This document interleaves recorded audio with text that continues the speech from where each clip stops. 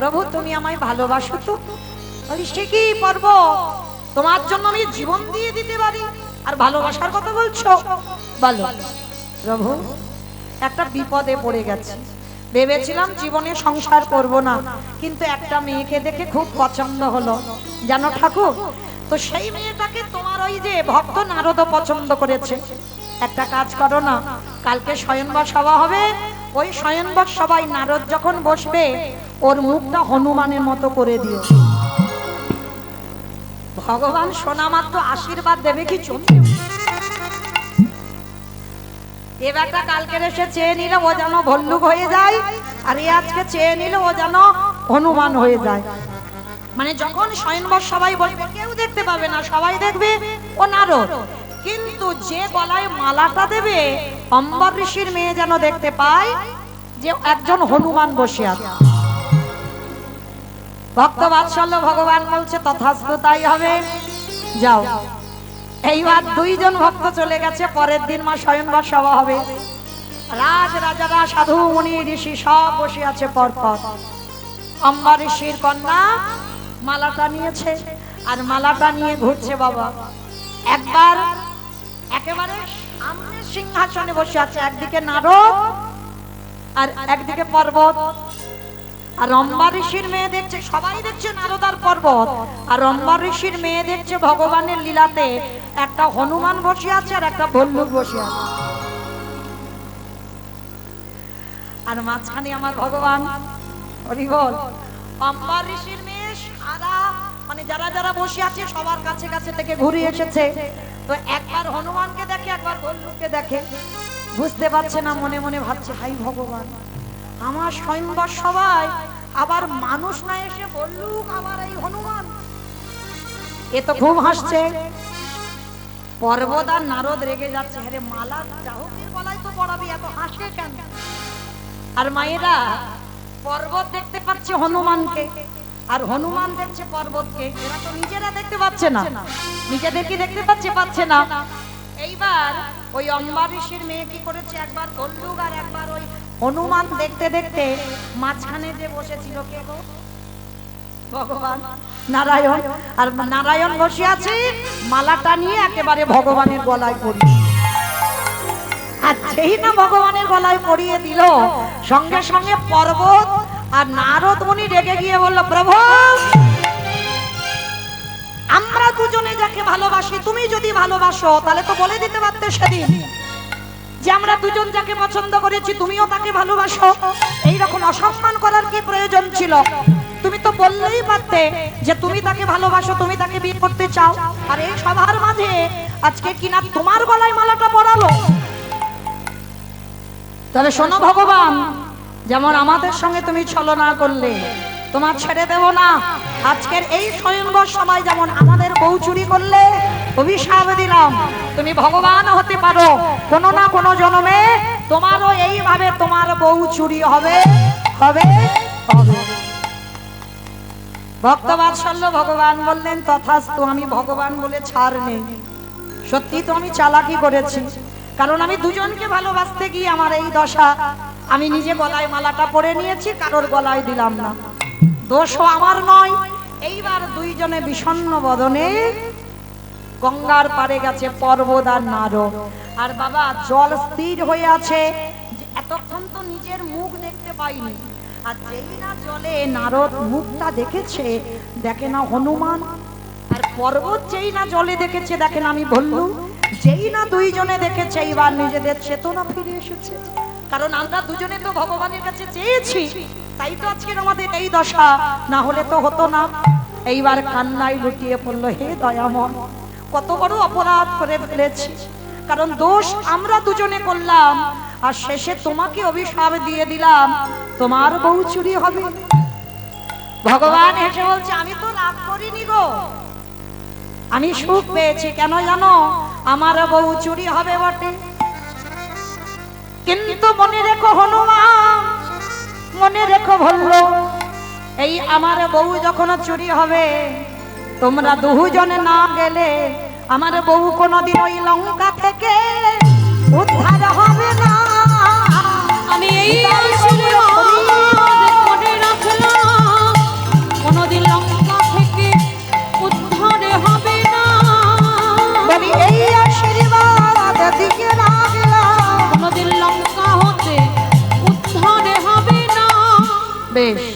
তাহলে মায়েরা ভগবান চুরি করলো, সেই রকমের সীতা চুরি হলো। আর সীতা মাকে উদ্ধার করবার জন্য কাদের সাহায্য নিয়েছিল ভগবান? হনুমান আর ভল্লুক।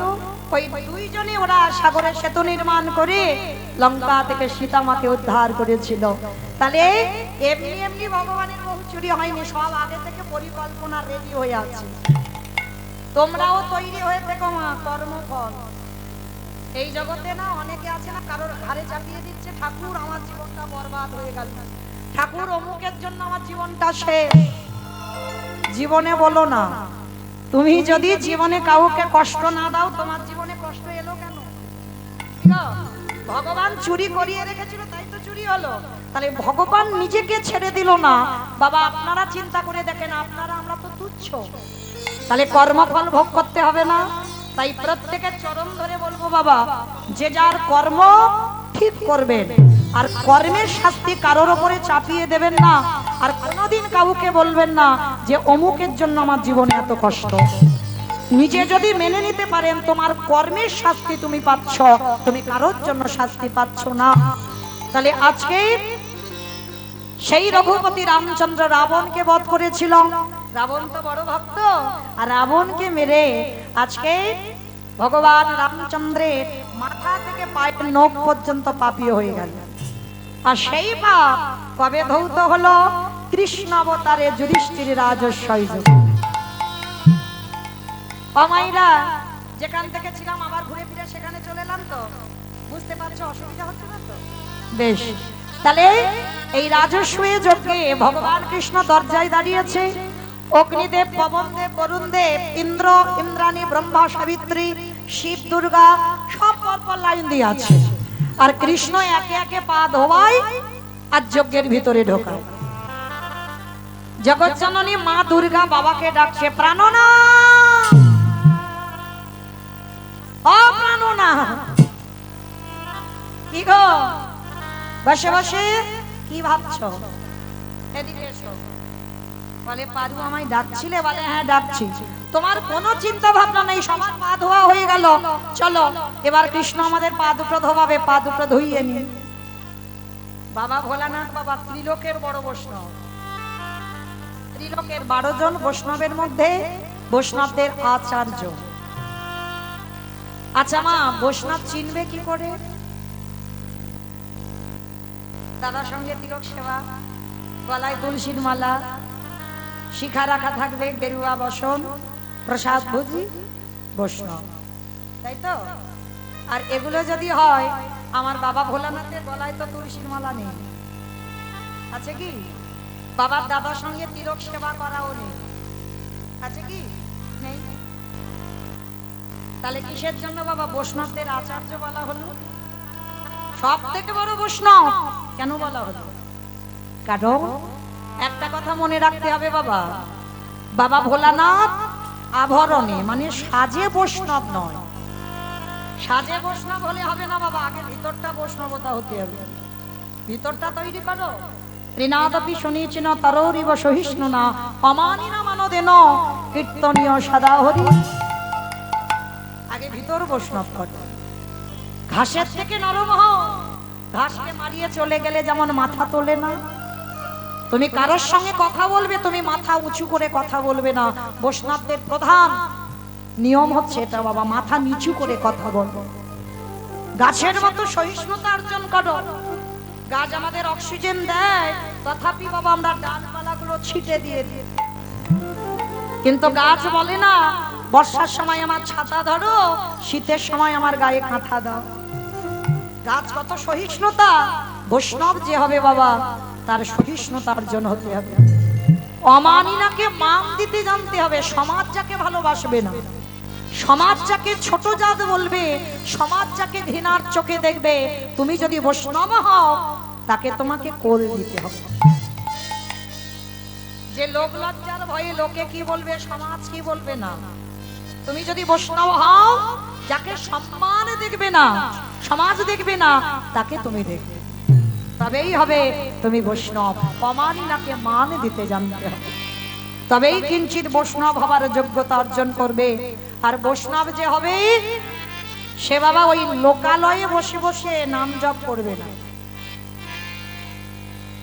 যদি হতো তাহলে বাবা ভোলানাথ বেছে নিত না বাবা কেদারনাথ বদ্রীনাথ, একেবারে পাহাড়ের মাথায় নিরজন, মানে ঠান্ডায় জমে যাবে বরফে। কারণ বৈষ্ণব যদি হও তারা ঠান্ডার সময় যেমন, গরমের সময় যেমন, শীতের সময় যেমন একই রকম থাকে। ভক্তদের কোনোদিন বাবা খুব ঠান্ডা লাগে না, খুব গরমও লাগে না, তারা একই রকম থাকে। এইটা ভেবে রাখতে হবে। আমার বাবার কোনো অলংকার নেই, বৈষ্ণব যে হবে বাবা কোনো অলংকার থাকবে না। কেন জানো? সোনাতে অহংকার আসে। কি বাবা সোনাতে অহংকার আসে না? এই যে আমার গলায় তুলসীর মালাটা আছে, এইটা যদি আমার সোনার চেন হতো কি হতো? একটু মনে হতো না আমার দেখো আমার দেখো? এটা যদি সোনা হতো, এটা নয় তুলসী বলে, এটা যদি সোনা হতো মনের ভিতরে বাবা একটা অহংকার কাজ করতো। আমার গলায় এত মোটা চেন একটা, সব হাতে আঙুলে আংটি পড়া একটা মোটা সোনা বানানো শাখা, অহংকার আসবে না? আসবে। তুমি যতই বলো না কেন তোমার মধ্যে অহংকার আসবে না, আসতে হবে। সোনা মানে অহংকার। আর শুধু অহংকার নয় বাবা, সোনা এমন একটা জিনিস, সোনা পড়লে মানুষের মনে ভয় হয়। ভয় হয় না? এই যে আমি গান বাজনা করে যাচ্ছি, যদি রাস্তাঘাটে যাই আর গাড়িটার যদি সামনে এসে দাঁড়ায় একটা ভজালি নেই, বাবা গয়না গাটি নিবি নে, কিন্তু গয়না গাটি তো নেবে না, একেবারে প্রাণটা নিয়ে নেবে। তাহলে ভয়, কিন্তু এমন বস্তু ব্যবহার করো যেটাকে দেখলে সবাই সম্মান করে। ভয় তো দূরের কথা, অহংকার দূরের কথা। দেখবে বাবা, এটা আমি আমার অভিজ্ঞতা দিয়ে বলছি।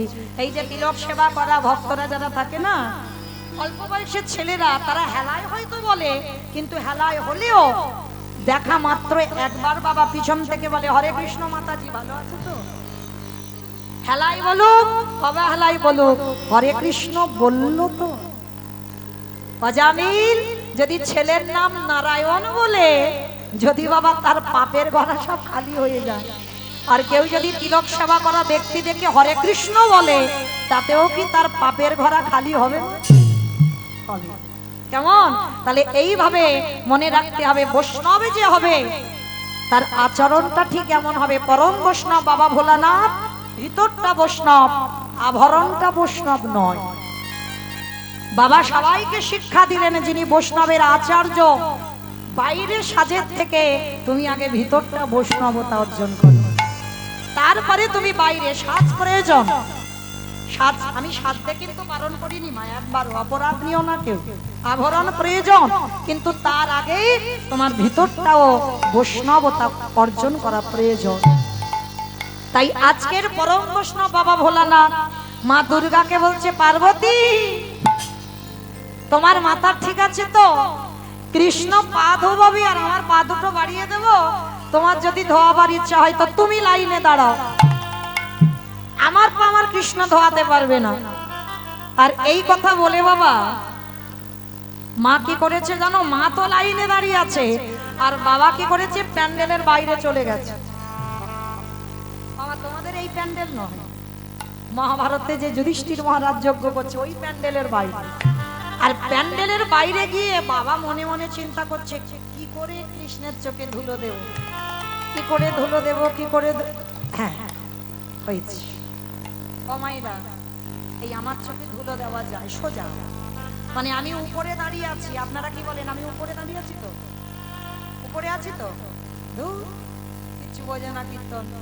আমি উপরে থাকবো কেন? তোমরা তো উপরে বসে আছো, আমি নিচুতে দাঁড়িয়ে আছি।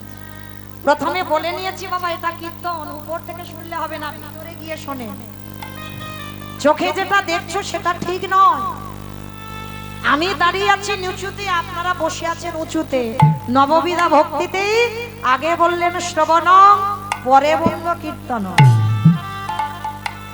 আগে আমাদের জায়গা নয়, আগে আপনাদের জায়গা। আপনারা উপরে, তারপরে কীর্তনিয়ারা। কোনোদিন মা বলবে না, কোনো কীর্তনিয়াকে বলবে না যে কীর্তনিয়ারা অনেক বড়, কীর্তনিয়ারা অনেক উপরে, কখনো নয়। আগে আপনারা, আগে শ্রবণ পরে কীর্তন। তাহলে আজকে আমি দাঁড়িয়ে দাঁড়িয়ে বাবা মোটামুটি সবাইকে দেখতে পাচ্ছি, কিন্তু আমার চোখে ধুলো দেওয়া যায়। কিন্তু এই যে যে বেটা বাঁকা করে, বাঁকা কালো শশী দাঁড়িয়ে আছে, মামা দেখতে ওইটুকু কিন্তু গোল্ডিং ছাতা, ছাতা দেখেছো? খুলে দিলে বড় হয়ে যায় না, আর যখন গুছিয়ে নেবে ছোট হয়ে যাবে। তার দেখতে ওইটুকু কিন্তু ওইটুকু তো নয়। ও চোখ চারদিকে ঘুরে ঘুরে বেড়াচ্ছে কীর্তনাসরে কে কি করে দেখি। যেমন বাবা গৌতম মুনির স্ত্রী অহল্যা সতীত্ব নাশ করেছিল কে? দেবরাজ ইন্দ্র। আর নাশ করেছিল বলে গৌতম মুনি অভিশাপ দিল, তোর সর্বাঙ্গে হবে ভোগ চিহ্ন। আর সেটা কান্নাকাটি করার পর আশীর্বাদ দাঁড়ালো কি? সর্বাঙ্গে হবে 1000 চোখ। দেবরাজ ইন্দ্রের শরীরে 1000 চোখ, আর আমার ওই ছেলেটার শরীরে কটা চোখ? ডবলের ডবল নয়, চারদিকে চোখ ঘুরে ঘুরে বেড়াচ্ছে কে কি করে দেখে। কে কীর্তন শুনছে, কে কেঁদে যাচ্ছে, কে গল্প করে যাচ্ছে, কে হেসে যাচ্ছে, আর কে বসে বসে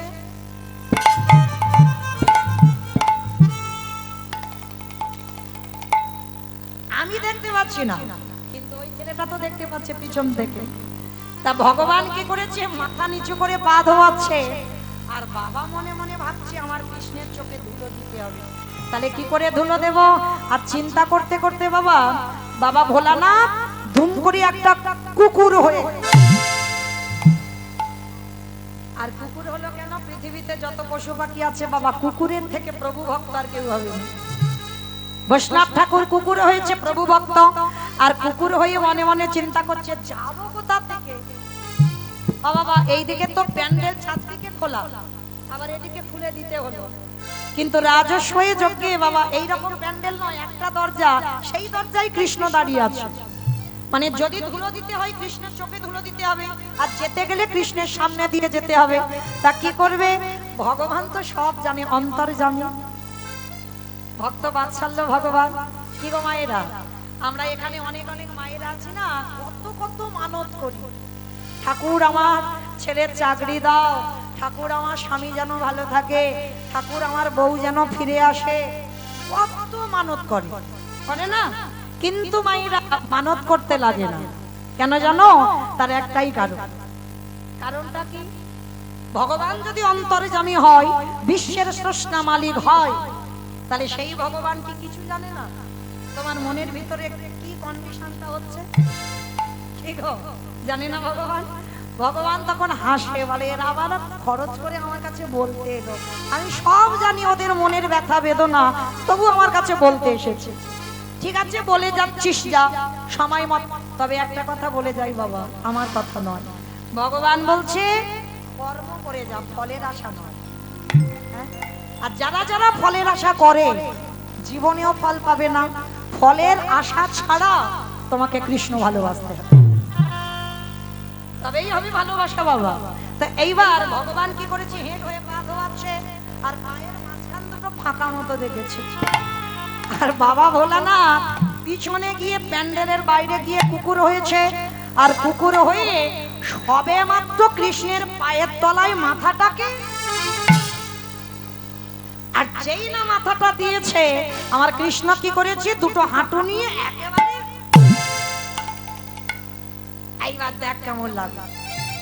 আর যেই না কানের কাছে চেপে ধরেছে বাবা, কুকুর কি করবে? কেউ কেউ করবে না, বারবার বলছে কৃষ্ণ ছেড়ে দে, কৃষ্ণ ছেড়ে দে, কৃষ্ণ ছেড়ে দে।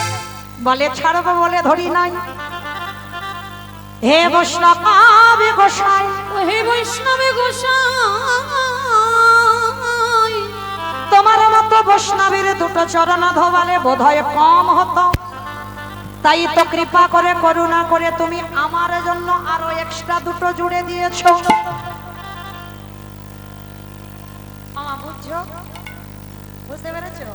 শিব ঠাকুরের কটা পা? কটা পা? দুটো পা। হ্যাঁ, কালকে আর আগের দিন যারা উপোস করেছো তারা জানো। তাহলে শিব ঠাকুরের দুটো পা, আর কুকুরের কটা পা?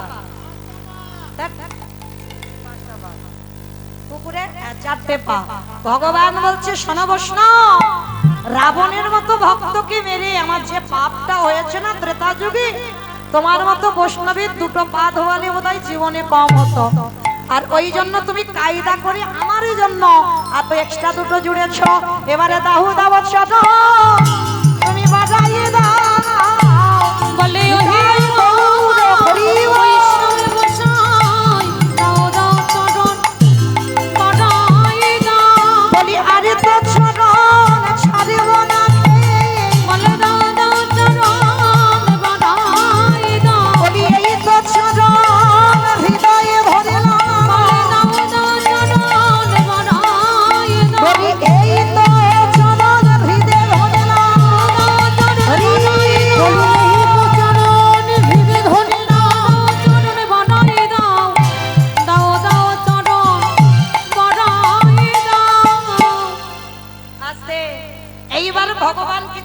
মোটা দড়ি নিয়ে কুকুরটাকে আষ্টে পিষ্টে বেঁধেছে।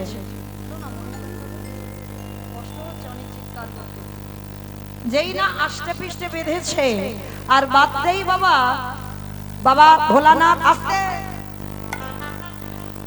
বাবা ভোলানাথ রূপী কুকুর কি করেছে জানো? ধোলায় গড়াগড়ি যায় আর কৃষ্ণ কৃষ্ণ বলে কাঁদে। কারণ চারটে পা তো বেঁধে দিয়েছে, আর কিছু করতে পারবে না। কৃষ্ণ কারে তোর চরণে আমি জানাই রাগলাম, তুই কৃপা করি আমায় ক্ষমা করে দে। তোর সঙ্গে ছলনা করেছি, আজ জীবনে করব না, ক্ষমা করে দে। এই কান বলছি, এই নাক বলছি, জীবনে আর ভুলাম চু। যারে ধরি তারে ছাড়ি না, যারে ছাড়িয়ে জীবনে ধরি না। কথার মানেটা বুঝেছ? যারে ধরে তারে ছাড়ে না, যারে ছাড়ে এ জীবনে ধরে না। যে তার যুগে যখন সীতামাকে উদ্ধার করবার জন্য হনুমানের দল একটা করে পাথর ফেলছিল বাবা, পাথর জলে ভাসছিল। আর রামচন্দ্র যখন পাথর ফেললো, পাথর ডুবে গেল। তত্ত্বটা আমরা কি বুঝলাম, সমাজে কি বুঝলাম না? হনুমান পাথর ফেলেছে, তাতে রাম নাম লেখা আছে, ওই জন্য ভেসেছে। আর রামচন্দ্র যে পাথর ফেলেছে, তাতে রাম নাম লেখা নাই, ওই জন্য ডুবেছে। কি গো মা, এটাই তো আমরা জানি। এটা আসল তত্ত্ব নয়। ভগবানে যাকে একেবারে ছেড়ে দেয়, সে তো কোনোদিন মাথা তুলে দাঁড়াতে পারে না। সেই অতল সমুদ্রের মাঝে তলিয়ে যায়, এই সংসার সাগরের মাঝে যারা যারা আমার গোবিন্দ চরণে আঁকড়ে ধরে কৃষ্ণ ভজন করছো, সংসারী আছো, তাদের পার আছে। আরে যে জন কৃষ্ণ চরণে ছেড়ে দিয়ে শুধু সংসারে হাবুডুবু খাচ্ছ, ভগবান বলে তাদের আমি হাত দিয়ে ছেড়ে দিই। আর একবারও যদি তাদের ছেড়ে দিই, তারাই অতল সমুদ্রে তলিয়ে যায়।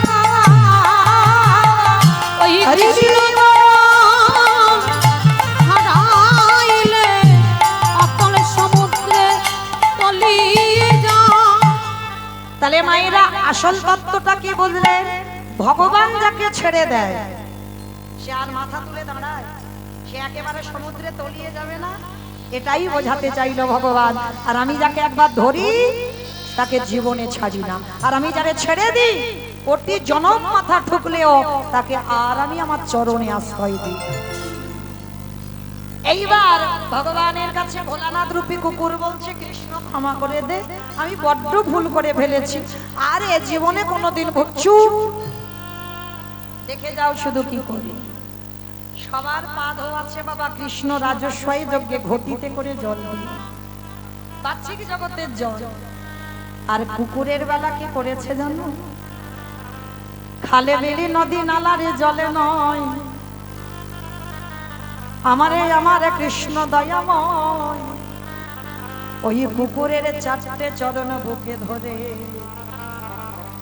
ভগবানে কি করে জানো? বাচ্চিক জগতের জল নয়, তাহলে কোন জল দিল গো? এইটুকু শ্রবণ করে কি মনে হলো মা? এই যে কাল বা আগের দিন আমরা যে শিব চতুর্দশী করলাম, যারা যারা গোস্বামী মতে স্বার্থ মতে করলাম, দুদিন হলো। আচ্ছা, যারা যারা শিব ঠাকুরের ব্রত করেছেন, তাহলে আমরা অনেকে তো কৃষ্ণ ভক্ত আছি, তাহলে আমার ভগবানও তো কারোর ব্রত করে, কারোর মাথায় জল দেয়, কারোর পূজা করে। ভগবানের সে ভগবান সেবা করে কাকে? পরম বৈষ্ণব বাবা ভোলানাথ। আর সেই ভোলানাথকে কেউ যদি তুষ্ট করতে পারে, কমাইরা ভালো স্বামীর জন্য নয়, ভালো বউয়ের জন্য নয়, শুধু কৃষ্ণ প্রেম ভক্তি লাভের জন্য শিব চতুর্দশী ব্রত করা, আর অন্য কোনো কারণ নয়। ওই সবাই বলে না ভালো বর পাবার জন্য শিব ঠাকুরের ব্রত করে, জীবনে বলো না, সবটা ভুল কথা। শুধুমাত্র কৃষ্ণ প্রেম ভক্তি লাভের জন্য শিব ঠাকুর তিনি পরম বৈষ্ণব, তিনি আশুতোষ, অল্পেতে সন্তুষ্ট। তাকে যদি কেউ তুষ্ট করতে পারে, তার কৃষ্ণ প্রেম ভক্তি লাভ হয়। আর আমার ভগবান সেই বৈষ্ণবদের চরণ নিয়ে কি করছে দেখো। তাই সবার চরণ ধরি আমার একটা বিনীত নিবেদন, বাবা সব জায়গায় অপরাধ করো, অসুবিধা নাই, কিন্তু এক জায়গায় ভুল করে কোনোদিন অপরাধ করে ফেলো না। এটা আমার কথা নয়, আমার মহাপ্রভু শিক্ষা দিয়েছেন। বৈষ্ণবী দাঁড়িতে যদি হয় ক্ষুদ্র অপরাধ, মহা মহা ভজনেতে পড়ে যায় বা বৈষ্ণব দেখে যাবা নানভাই মুন্ড, নানভাই মুন্ড, তার মুন্ড পড়ে যায় নরকের কুণ্ড, নরকের কুণ্ড। বৈষ্ণবী অপরাধে করে যাবা গঙ্গা স্নানে যান, স্নানে যান, পতিত পাবনী গঙ্গা তারে দেখে দূরে সরে যান, দূরে সরে যান। তাহলে মা জীবনে ভুল করে লোকের প্ররোচনায় পড়েও যেন বৈষ্ণব দাঁড়িয়েতে অপরাধ না হয়। যেটা নবদ্বীপের মাটিতে বাবা চপল গোপাল করে ফেলেছিল। চপল শক্তি আরাধনা করতো তো, নিজের ইচ্ছাতে করেনি। ওই বাচস্পতি তর্কলঙ্কা এসে বলল, আর সেই কথা শুনে শ্রীবাসের দরজায় ছাগলের মাথা মদের হাঁড়ি দিয়ে বৈষ্ণব অপরাধী হইল। আর তার বিনিময়ে হলো কি, গলিত পুষ্ট ব্যাধি নিস্তারিণী ঘর থেকে মরা বলে কালুয়া ডোমকে ডেকে বের করে দিল। কি গো মায়েরা, তাহলে জীবনে ভুল করে কোনোদিন এই রকম বৈষ্ণব চরণে অপরাধ করে ফেলো না, কোনোদিন নয়। আজকে সেই ভগবান বৈষ্ণবকে কোন জায়গায় রাখছে দেখো। আজ খালে বিলি নদী নালারে জলে নয়, কৃষ্ণই আমার চোখের জলে। এ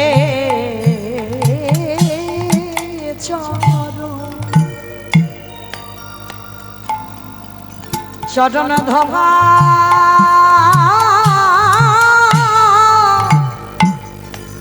ধোবা গিয়েছে,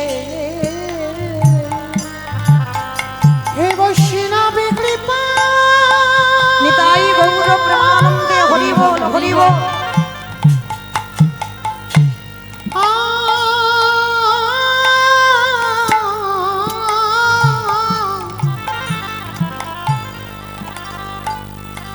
হে বৈষ্ণবী কৃপা,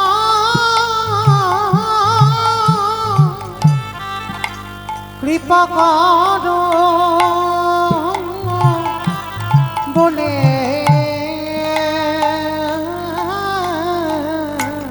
আজ চোখের জলে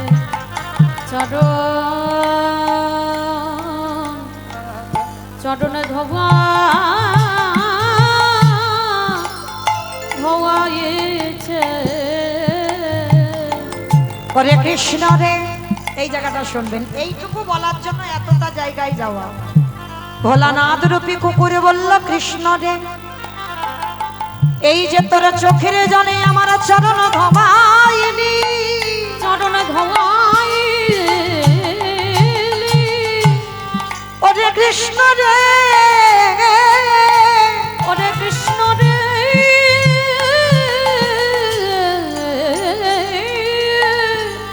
ওরে আগত কলি যুগে আমি কোনদিন আর শিব হব না।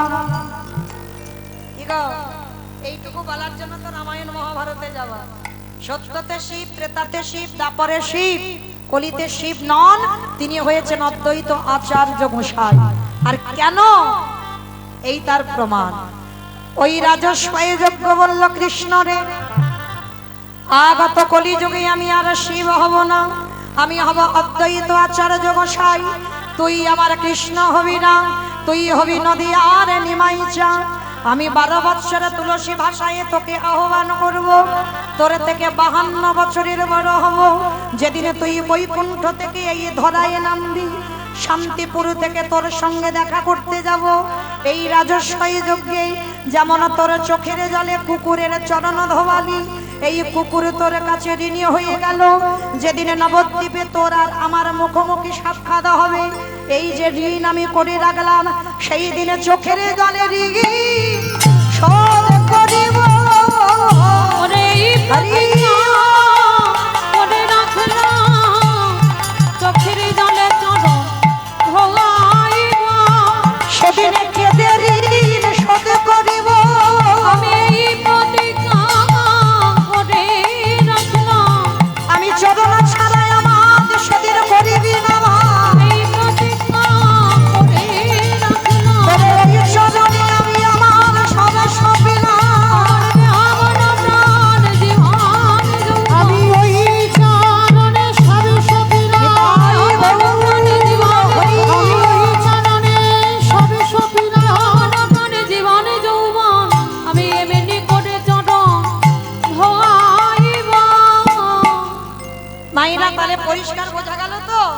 চলো এবার যাই। সেই চৈতন্য মহাপ্রভু নবদ্বীপে কি করছে? কেহ বলে পুরবীতি রাবণ বধিলা। ও বলে পুরবীতি। ও মায়েরা, এগুলো আমার কোনো বাঁধানো গান নয়, বৈষ্ণব পদাবলী, মহাজনী পদাবলী। তাহলে পদাবলী শ্রবণ করলেই এটাও ভজন, এটাও সাধনা। তাহলে যখন সবাই আমরা ভজন করতে বসেছি, ওই একটু উলুধ্বনি দেন।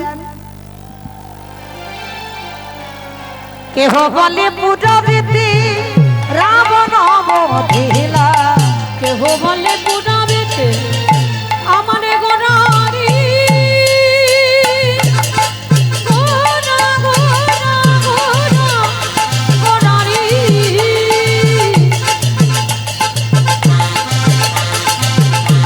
গোরা গোরা গোরা গোরারি। গোরা গোরারি।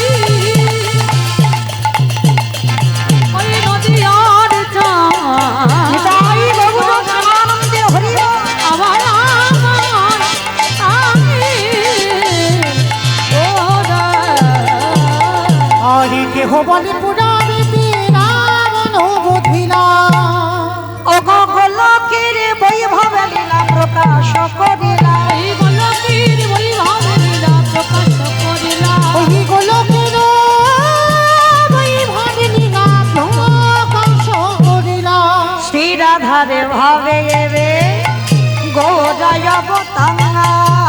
শ্রীরাধারে ভাবে গোটা গাবতা। আরে শ্রী রাধারে ভাবিয়ে রে গোরায় অবতার। ওই শ্রীরাধারে ভাবে গোটা গাবতা। ওগো হরে কৃষ্ণ নামে বহু করিলা প্রচারা। ওই হরে কৃষ্ণ নাম গো করিলা প্রচার। ওই হরে কৃষ্ণ নামে গৌরী করিলা প্রচার। এইবারে লীলা প্রকাশ হলো, এইবারে লীলা প্রকাশ হলো। এইবারে লীলা প্রকাশ হলো। এইবারে লীলা প্রকাশ হলো। গোলকের বৈভবে লীলা প্রকাশ করিলা। ওই গোলকের বৈভব লীলা প্রকাশ করিলা। ওই গোলকের বৈভব লীলা প্রকাশ করিলা। বাসুদেব ঘোষ কহে করি জোড়হা। করি জোড়হা। ওগো যে সেই কৃষ্ণ, সেই তো জগন্নাথ। অবশ্যই তো জগন্নাথ। আহা বাসুদেব সে কহে এইবারে লীলা প্রকাশে হলো বাসুদেব।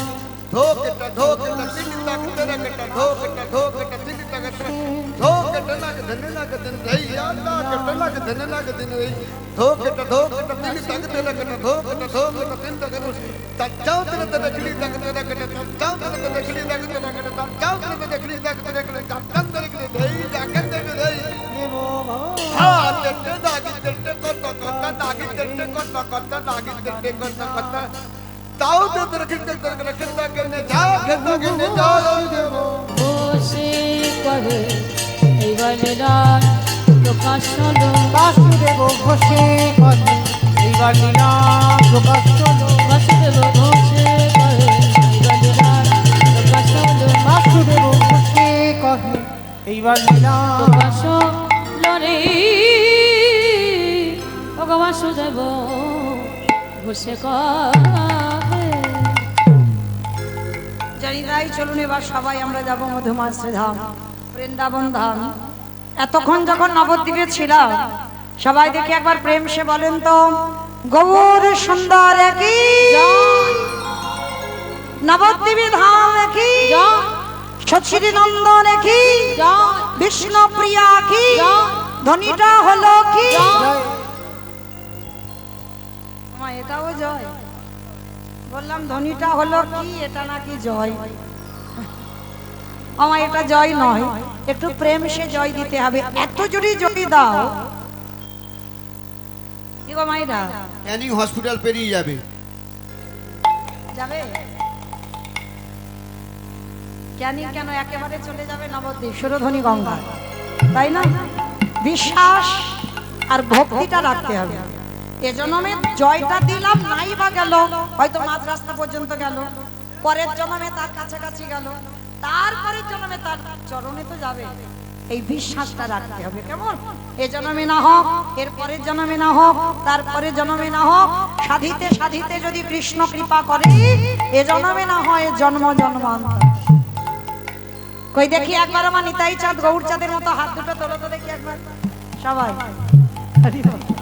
হ্যালো একসঙ্গে সবাই ওই হাত উঠছে না কেন সবাই তোলো সবাই আত্মনিবেদন আর ভগবানের চরণে দেহ মন প্রাণ সমর্পণ করতে গেলে সবার আগে আত্মনিবেদন করতে হবে কেমন মহাভারতে দ্রৌপদী যতক্ষণ না দুটো হাত তুলে একেবারে ফুল সিলিন্ডার ততক্ষণ কৃপা হয়নি তাহলে একেবারে সবাই একসঙ্গে দুটো বাহু ও বাবা ঠাকুর ধসে যাচ্ছে কেন সব তোলো দেখি একসঙ্গে বলো গৌর সুন্দর কি নবদ্বীপ ধাম কি সচির নন্দন কি বিষ্ণু প্রিয়া কি নিতাই চাঁদ কি ভক্তবৃন্দ কি হরিবাসন ধাম কি সাধু গুরু বৈষ্ণব কি আপন আপন গুরু চরণ কি নিতাই গৌর প্রেমানন্দে চলো এবার আমরা একটা ভজন গাইতে গাইতে যাই একটু বৃন্দাবন কিমা একটা ভজন হবে তো চলো মানে অনেকক্ষণ শাস্ত্র নিয়ে আলোচনা হলো তো এবার চলো যদি একটু কারোর অলসতা থাকে একটু অলসতা ছেড়ে যাক একটু উলুধ্বনি তোলো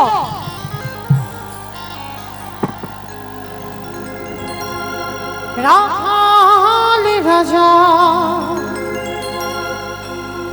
বলে দেবে কোথায় বৃন্দাবন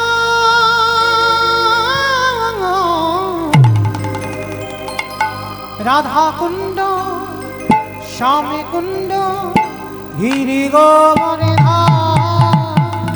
রাখাল রাজা বলে দেরি কোথায় বৃন্দাবন শ্যামে কুণ্ড রাধা কুণ্ড গিরি গোবর্ধন রাখাল রাজা বলে দেবে কোথায় বৃন্দাবন শ্যামে কুণ্ড রাধা কুণ্ড গিরি গোবরে রাখাল রাজা বলে দেরি কোথায় বৃন্দাবন শ্যামে কুণ্ড রাধা কুণ্ড গিরি গোবর্ধন ভাগ্যবতী শ্রী যমুনায় জানে বয়ে যায় কেশি ঘাট বংশীবাদ আছে সেই মোরায় ভাগ্যবতী শ্রী যমুনা উজানে বয়ে যায় কেশি ঘাট বংশীহ আসে শ্যামরা মাইরা আমি আর আমার সম্প্রদায় যাবো আর কেউ যাবো না কেউ যাবো না সবাই যাবো তো যারা যারা যাবো কই দেখি আর একবার এই কান মুলে বলছি মা কালী দিবি আর বলবো না সবাই দেখি হাত দুটো আর একবার তোলে দেখি সবাই একসঙ্গে তালে তালে করো তালি কেমন ভাগ্যবতী শ্রী যমুনায় উজানে বয়ে যায় কেশি ঘাট বংশীবাদ আছে সেই মোরায় ভাগ্যবতী শ্রী যমুনা উজানে বয়ে যায় কেশি ঘাট বংশীহ আসে শ্যামরায় বাঁশরি বাজাই কানা বাঁশরি বাজাই বাঁশি শুনে রাধা রানী অভিসারে যায় ও বাঁশরি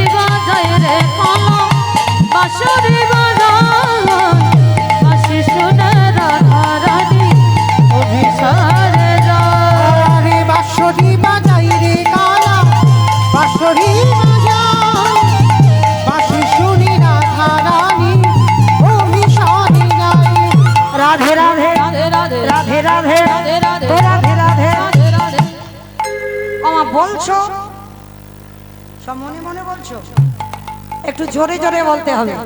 ওই দেখি তোলো আমার সঙ্গে দুটো হাত, একসঙ্গে রাধারানীর নাম জোরে জোরে বলবে, কেমন? রাধে রাধে রাধে রাধে রাধে রাধে রাধে রাধে।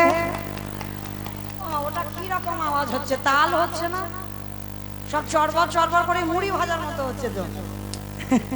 কীর্তনে একটা তাল থাকতে হবে তো, যে তালি আছে সে তো বেতালি হয়ে যাবে, মানে আমি তো বেতাল হয়ে যাব।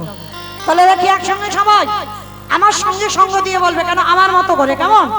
রাধে রাধে রাধে রাধে राधे राधे वृंदावन में गोवर्धन में निधोवन में ताल वन में तमल वन में ऊंचा गांव में बरसाना में राधा कुंड में श्याम कुंड में हरिद्वार में झट से बोलो हिट से बोलो पाके बिहारी রাখাল রাজা বলে গেলে কোথায় বৃন্দাবন রাধা কুণ্ড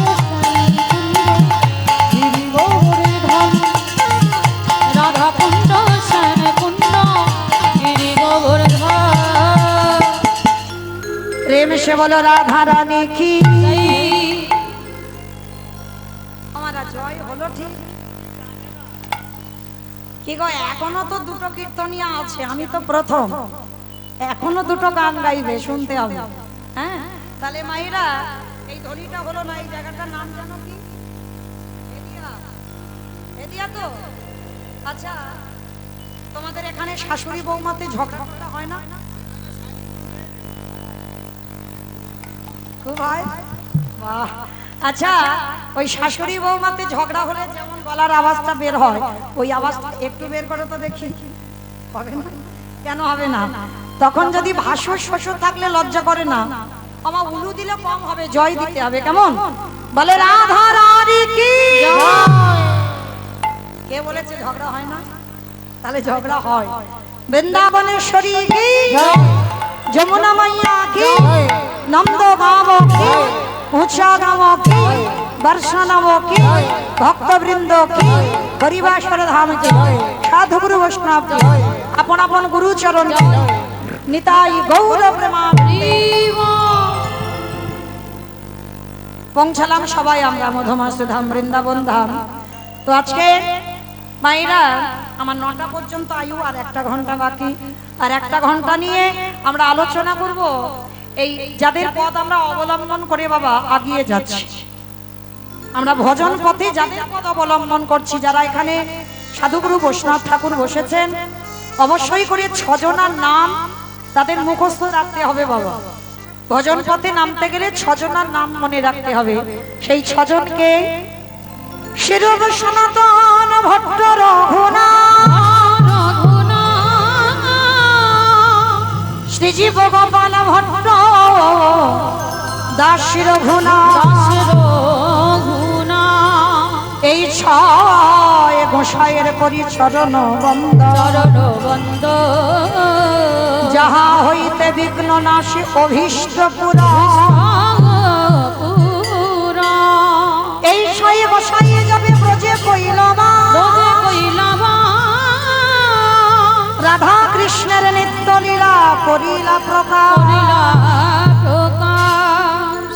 অমাইরা এই যে 6 জনার নাম বললাম, শিরব সনাতন ভট্ট রঘুনাথ, শ্রীজীব গোপাল ভট্ট, দাস রঘুনাথ, এই 6 জনার মধ্যে আজকের একটা গোস্বামীর কথা আলোচনা করব, যে গোস্বামীর নাম হচ্ছে রঘুনাথ দাস গোস্বামী।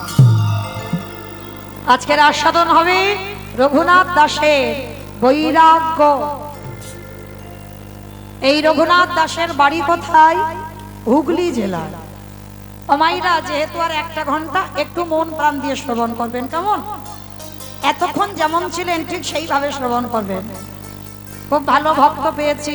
এই যে সন্ধ্যাবেলায় একটু গন্ডগোলে ভক্ত হয়, কিন্তু এখানে পাইনি মা, খুব শান্ত ভক্ত। তো আর 1টা ঘন্টা যেহেতু বাকি, এই সময়টুকু একটু শান্তভাবে থাকবেন, কেমন? এই হুগলি জেলার মাটিটা বড় ধন্যাতি ধন্য মাটি বাবা। হুগলি জেলাতে আছে বাবা তারকেশ্বরের মন্দির, হুগলি জেলাতে আছে বাবা এই মহাপ্রভুর একজন পার্ষদ যার নাম হচ্ছে অভিরাম ঠাকুর। হুগলি জেলায় খানাকুল কৃষ্ণনগর জায়গা, মানে নদিয়া কৃষ্ণনগর নয়, হুগলিতে কৃষ্ণনগর আছে, ওই কৃষ্ণনগরে অভিরাম ঠাকুরের শ্রীপাদ। আবার আজকের এই হুগলি জেলায় আদি সপ্তগ্রাম, আর আদি সপ্তগ্রামে জমিদারের ছেলে গোবর্ধন দাস আর হিরণ্য দাস, এই গোবর্ধন দাস আর হিরণ্য দাস বাবা এরা ভাই ভাই, কিন্তু গোবর্ধন দাস বিয়ে করেছে কিন্তু হিরণ্য দাস বিয়ে করে। কিন্তু যেমন এই রামের কথা বললে বাবা লক্ষণের কথা এসে যায়, ঠিক ওই রকম গোবর্ধনের কথা বললে হিরণ্যের কথা এসে যায়। আর এরা এতটা জমিদার ছিল, এদের জমিদারির আয় কত জানো? মাসে 12 লক্ষ স্বর্ণ মুদ্রা। কি গো মাইরা, তোমরা আমরা কতটা বড় লোক?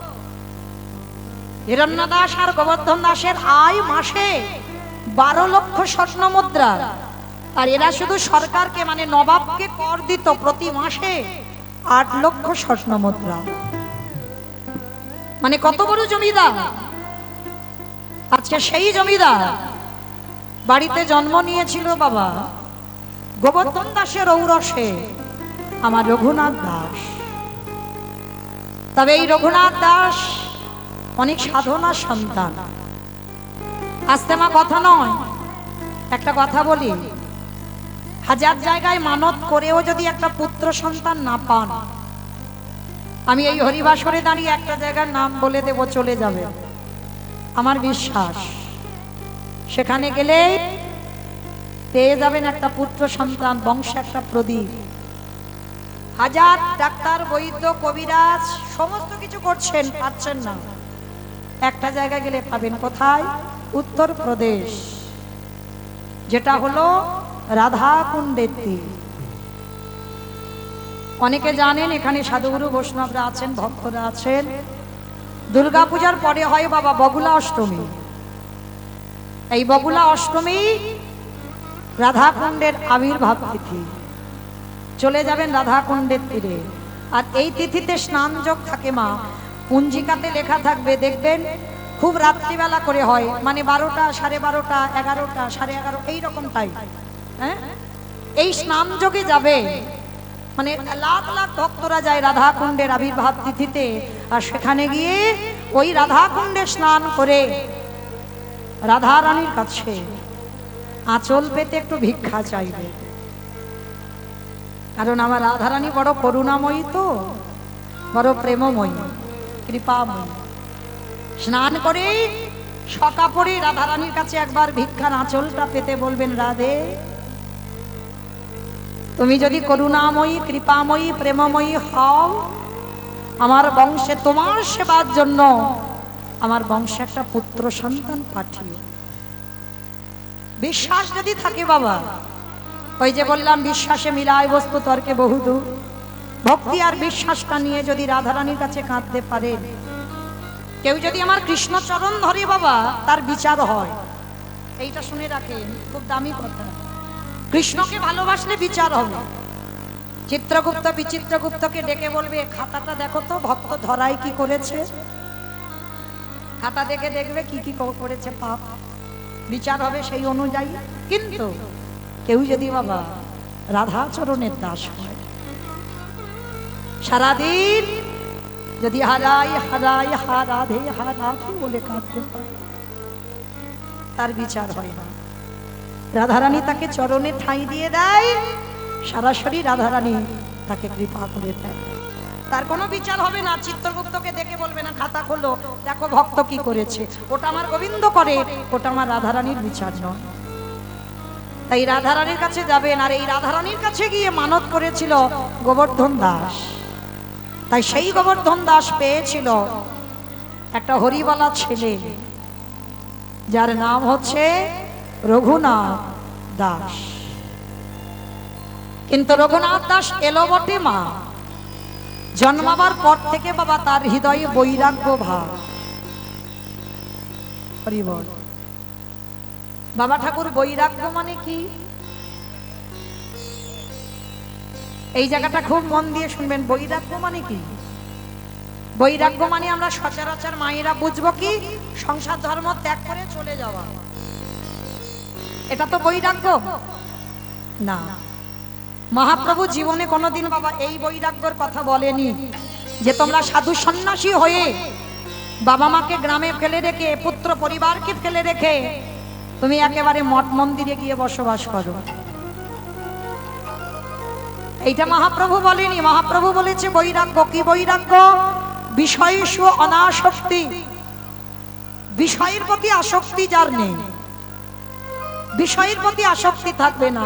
বাবা কোন বিষয়? বিষয় মানে আমরা তো একটাই বুঝবো বাবা, জায়গা জমি গাড়ি বাড়ি টাকা পয়সা, এটা কি বিষয় বলছে?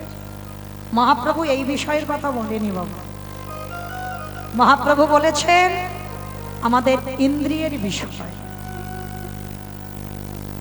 ভক্তিপথে নামতে গেলে বাবা তোমার এই ইন্দ্রিয়ের বিষয়গুলোকে গুটিয়ে নিতে হবে, একটু একটু করে গুটিয়ে নিতে হবে বাবা। 10 ইন্দ্রিয়, 5টা জ্ঞানেন্দ্রিয়, 5টা কর্মেন্দ্রিয়, 10টা ইন্দ্রিয় একটা একটা করে গুটাতে হবে। যেমন তোমার জিহ্বার লালসা যেদিন চলে যাবে, অনেকে আছে না একটু ভালো ভালো খাবো, একটু ভালো খাবার হলে যেন ভালো হয়, একটা লালসা থাকে না, আজকের এই রান্না হলে ভালো হয়, কাল ওই রান্না হলে ভালো হয়। তোমার জিহ্বার বৈরাগ্য যদি এসে যায় বাবা, এই কলির মানুষ অন্নগত প্রাণ, কোন রকম একটু আলু সিদ্ধ অন্ন হলেই হবে, মানে অন্ন দিতে হবে তাই, মানে কোনো জিহ্বার স্বাদ থাকবে না বাবা। সেদিন বুঝবে তোমার জিহ্বার বৈরাগ্য হয়ে গেছে। যেদিন তোমার কর্ণ দুটো কোনো আজে বাজে কথা শুনতে ভালো লাগবে না, সব সময় আমার রাধা গোবিন্দের কথা কান শুনতে চাইবে, সেদিন জানবে তোমার কানের বৈরাগ্য হয়ে গেল। যেদিন তোমার দুটো চোখ ভগবান ছাড়া আর কিছু দেখতে ভালো লাগবে না এই জড় জগতে, সেদিন জানবে তোমার চোখের বৈরাগ্য হয়ে গেল। যেদিন তোমার মন সব চিন্তা থেকে দূর, শুধু একজনের চিন্তা হবে, আমি কি তারে পাবো না, সেদিন জানবে মনের বৈরাগ্য হয়ে গেল। যেদিন তোমার অঙ্গ স্পর্শ থেকে চলে যাবে, অনেকে আছে না যে আমাকে পুরুষ স্পর্শ করলো কি নারী স্পর্শ করলো বুঝতে পেরে যায়, অনুভূতি, এই অনুভূতিটা থাকবে না, চলে যাবে শরীর থেকে। সেদিন জানবে তোমার এই দেহের বৈরাগ্য হয়ে গেল। রঘুনাথ ছোটবেলা থেকে বাবা, ওর জন্ম থেকে বৈরাগ্য ভাব, দিনে দিনে বড় হচ্ছে। রাস্তা দিয়ে যদি কোনোদিন সাধুগুরু বৈষ্ণব যায়, রঘুনাথ বড় লোকের ছেলে তো চলে যায় তাদের সঙ্গে, আবার প্রহরীরা গিয়ে রঘুনাথকে ধরে আনে। বাবা জ্যাঠা বিরক্ত হয়ে যাচ্ছে রঘুনাথকে নিয়ে, যে ছেলেটাকে নিয়ে আমরা পাগল হয়ে যাচ্ছি, কিছুতেই ঘরে মন টেকে না, রাস্তায় যদি কোনো সাধুগুরু বৈষ্ণব দেখে তাদের সঙ্গে পালিয়ে যায়। বাবা জ্যাঠা সিদ্ধান্ত নিল একটা কাজ করা হোক ভাই, ওকে গুরু পাঠে পাঠানো হোক। আর ওদের গুরুদেব ছিল বলদেব আচার্য। তখন রঘুনাথের বয়স হলো 5 বছর। 5 বছরের রঘুনাথকে কোলে করে নিয়ে বলদেব আচার্যের কাছে গেছে। গুরুদেব, গুরুদেব। কে? আমি গোবর্ধন, আমার দাদা হিরণ্য। বেশ, এসো এসো। গুরুদেব, আমাদের রঘুনাথকে তোমার চরণে ঠাঁই দাও। অসম্ভব, ও বড় লোকের ছেলে, আর বড় লোকেদের ছেলের একটু খামখেয়ালি হয় বাবা, তুমি আমাকে ক্ষমা করো, ওকে আমি আশ্রয় দিতে পারবো না। গোবর্ধন আর হিরণ্য বলে উঠলেন, গুরুদেব আপনি জানেন না আমাদের রঘুনাথের চরিত্র, একটু আশ্রয় দেন, 2 দিন দেখেন, আর দুদিন দেখে যদি মনে করেন ও আশ্রমে থাকার উপযুক্ত নয়, তাহলে আমাদের খবর দেবেন, আমি নিয়ে চলে যাব। ঠিক আছে, যখন বলছো দুটো দিন আশ্রয় দিলাম। আর অন্যান্য পড়ুয়ারা আছে, আর রঘুনাথকে ভর্তি করে দিয়ে বাবা জ্যাঠা চলে গেল। আর তখনকার দিনের পড়াশোনা মানে বাবা ভাগবত। গুরুদেব আশ্রমে ভাগবত নিয়ে বসেছে, ছোট্ট ছোট্ট পড়ুয়ারা বসেছে সবাই। আর রঘুনাথ সবে নতুন গেছে, তো রঘুনাথ সবার সামনে বসেছে। 5 বছরের একটা ছেলে, ভালো করে ভেবে দেখবেন বাবা। আমাদের তো যাওয়ার সময় হয়ে গেল গো, দন্ত পড়ে গেল, কেশ পেকে গেল, ছমড়া আলগা হয়ে গেল। এখনো আমাদের আমৃত্যু গেল না। রঘুনাথ ওই 5 বছরের ছেলে ভাগবত পড়ছে গুরুদেব, আর সামনে বসে বসে নয়ন জলে বুক ভেসে যাচ্ছে। গুরুদেব পাঠ করতে করতে দেখছে যে রঘুনাথ কাঁদছে। পিছন থেকে অন্যান্য পড়ুয়ারা সবাই চলে গেছে, গুরুদেব ভাগবতটা রেখে রঘুনাথের কাছে গেছে। ও রঘুনাথ, রঘুনাথ এসো দেখি, আমার কাছে এসো তো দেখি।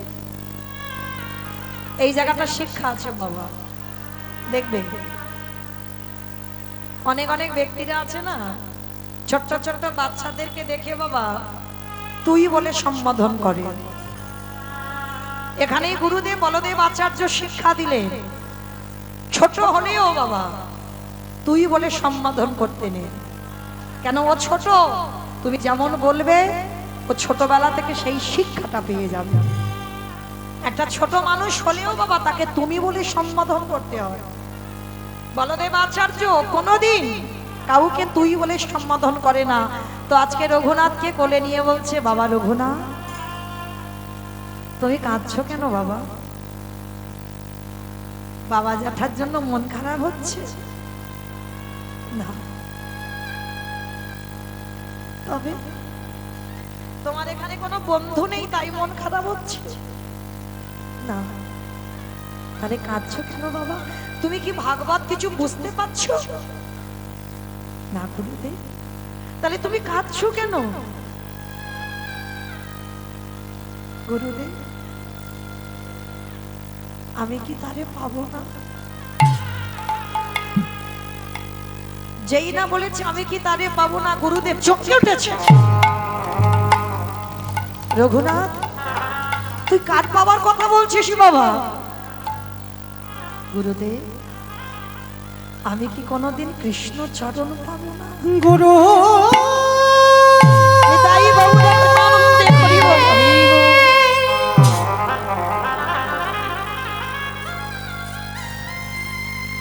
একেবারে বলে দাও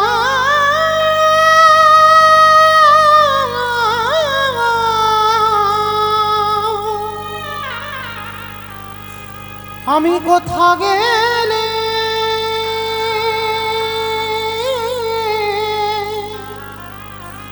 আমার কৃষ্ণ